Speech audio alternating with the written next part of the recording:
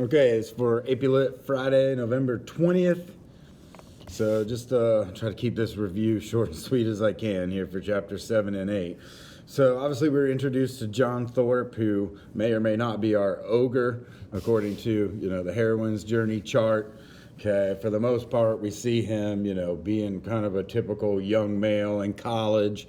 He's bragging about his carriage. He's talking about money.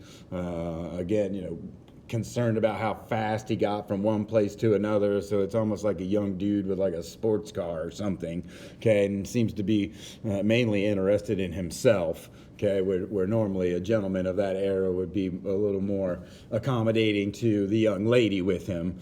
Okay, so Catherine tries to bring up if he's a reader or not, and he obviously goes on and on about how novels are not worthwhile to maybe someone of his caliber, even though he seems a bit of an idiot to me. So that kind of falls flat. So again, expectations versus reality might be something that you focus on here. Okay, or again, what is Austen trying to get at by having these two characters discuss this particular topic? And then, of course, we end up, I think, at the end of that chapter where, Catherine, again, is let down and goes running back to her book. Okay, and that's something we talked about earlier this week.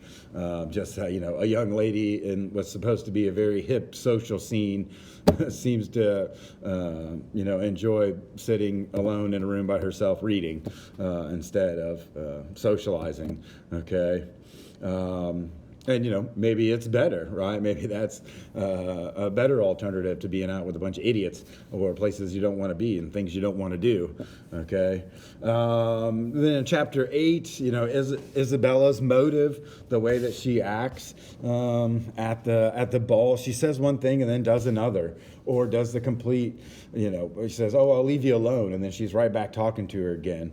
What's going on with her? What's her motivation for doing this? Is she trying to leave Catherine alone? So maybe, a suitor will approach her, or does she just really not care about her that much? It's still hard to tell. Okay, Isabella is kind of fake, right? I think we'll see that the more and more we meet her.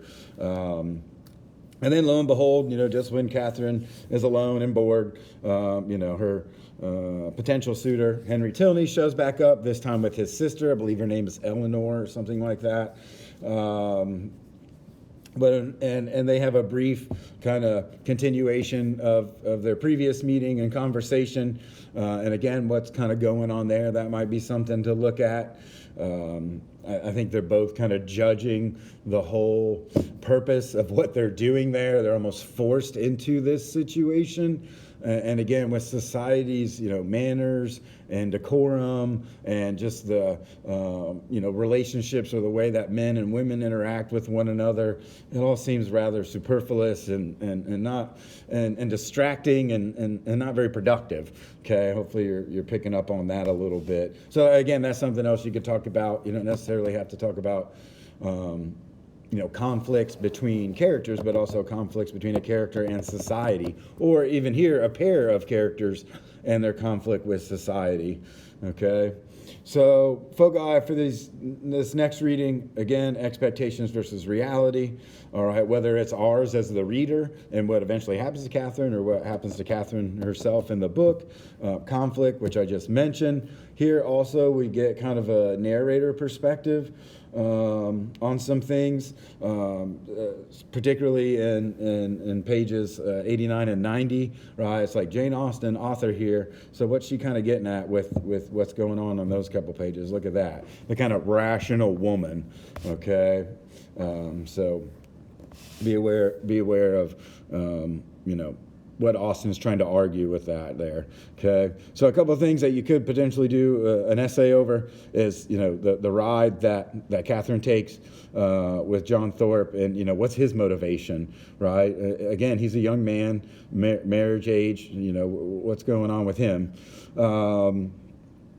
The John Thorpe expectations versus reality from Catherine Morland's perspective. Okay, what's she thinking about this guy? Obviously, Like I said, he's a bit full of himself, so we'll see if that improves upon further acquaintance. And then also on page 75, we get a little bit of character detail about John Thorpe. So I think that would be an easy essay if you just kind of pick him apart, pay particular attention to the diction that's used in that one. Okay, and then pretty much throughout the novel so far, but definitely in these chapters for today, why is Catherine always so polite? Okay, we're going to see the narrator tells us one thing she wants to do or say, but she always seems to just be, agreeable, right? So again, does that have to do with her position in society? Do you think it's her naivete? Is she just not smart enough to respond? Why is she always kind of being, I said, keeping nice, right? I think it's kind of old and boring after a while to just sit there and, again, be passive kind of about things instead of, speaking up. So think about all the things that we've read, right? From that article from last week, and even some of that stuff on the heroine's journey chart. Okay, so again, your assignment is just to read and be looking for things to write about. And on Monday, I'll tell you exactly what I want. Where Monday is just going to be a plan. You don't have to write yet. And then Tuesday, you'll actually do the essay. Okay. So yeah, if you have any questions about something you read, or if you want to run an idea by me or something, or just make sure you're on the right track, let me know, and I'll be happy to get back with you. Okay. Bye.